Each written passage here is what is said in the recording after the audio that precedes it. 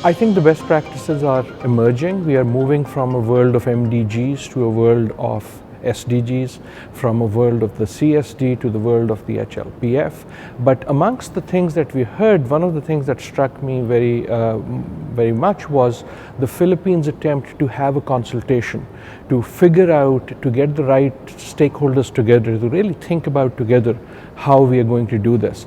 I was particularly enamored by their idea of creating a high trust society, because in many ways that is what it will take to get the SDGs in place, high trust societies across the globe.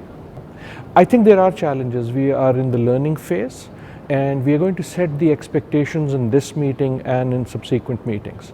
And I think the biggest challenge is keeping the aspiration high.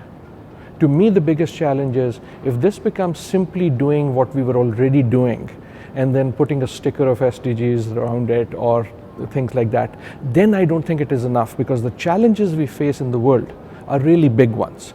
So the big challenge for those who are here at this meeting is really to figure out ways to keep a high aspiration and to think about this term of additionality. Are we doing something different, something better, something bigger because the SDGs are there, because the HLPF is there?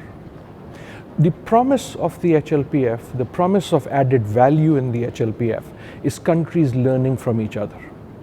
I think the big challenge is going to be if we are going to come and simply say, this is what we did, now pat us on our back. That's very nice, but it can't be just a cheerleading organization. The real value will happen if countries learn ways to learn from each other. If I say, I did this in my country, and you say, okay, maybe I can do something like that, that is where the added value will come. And I think creating ways of conversation, creating ways of sharing information in a way that is not threatening to others, but which creates a learning ecology in the world, is really what the promise of the HLPF is, but it will also be the great test of whether this works or not.